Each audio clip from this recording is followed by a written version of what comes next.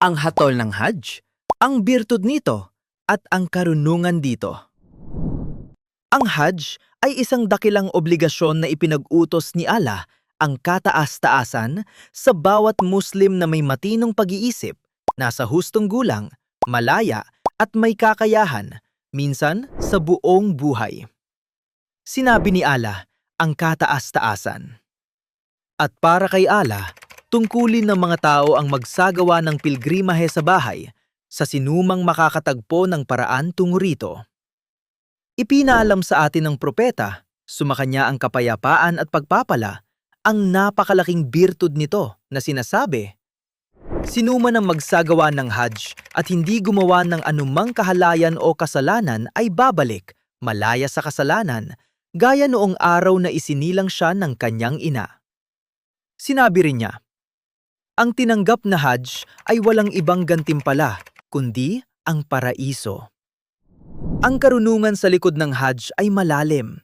Tinitipon nito ang mga Muslim mula sa bawat sulok ng mundo sa iisang lugar at isang panahon, suot ang isang kasuotan, dumadalangin sa iisang Panginoon. Sa gayon, natutupad ang kahulugan ng pagkakaisa, pagkakapantay-pantay at ang dalisay na pag-aalay sa sarili kay Allah, ang makapangyarihan at marangal, at naalala ng alipin ang araw ng pagtitipon at ang pagtayo sa harap ni Allah. Ang mga kondisyon na nagiging sanhi ng pagkaobligado ng Hajj. Nagiging obligado ang Hajj sa isang Muslim kapag natugunan ang 5 kondisyon. Ang Islam, matinong pag-iisip, pagkatapos maabot ang hustong gulang, kalayaan at kakayahan, istitaa.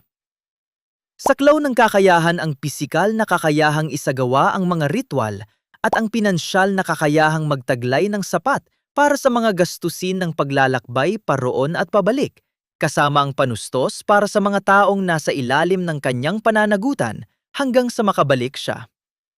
Para sa isang babae, kondisyon na siya ay samahan ng isang mahram, isang lalaking kamag-anak na hindi niya maaring pakasalan o ang kanyang asawa.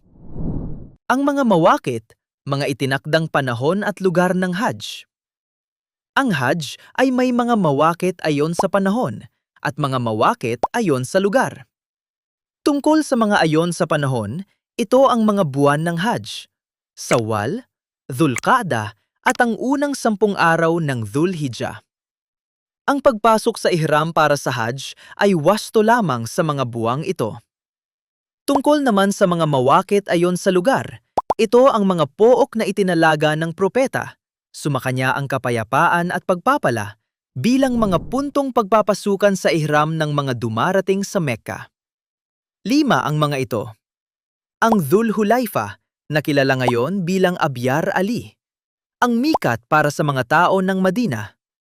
Ang Al-Juhfa, ang Mikat para sa mga tao ng Sham, kung saan ang mga tao ngayon ay pumapasok sa ihram sa kalapit na Rabig. Ang Qarn al-Manazil, na kilala ngayon bilang Al-Sail al-Kabir. Ang Mikat para sa mga tao ng Najd. Ang Yalamlam, ang Mikat para sa mga tao ng Yemen. At ang Dhat Irq, ang Mikat para sa mga tao ng Iraq. Ang sinumang ang tirahan ay mas malapit sa Mecca kaysa sa mga mawakit na ito ay pumapasok sa ihram mula sa lugar kung saan niya sinimulan ang kanyang paglalakbay. Ihram.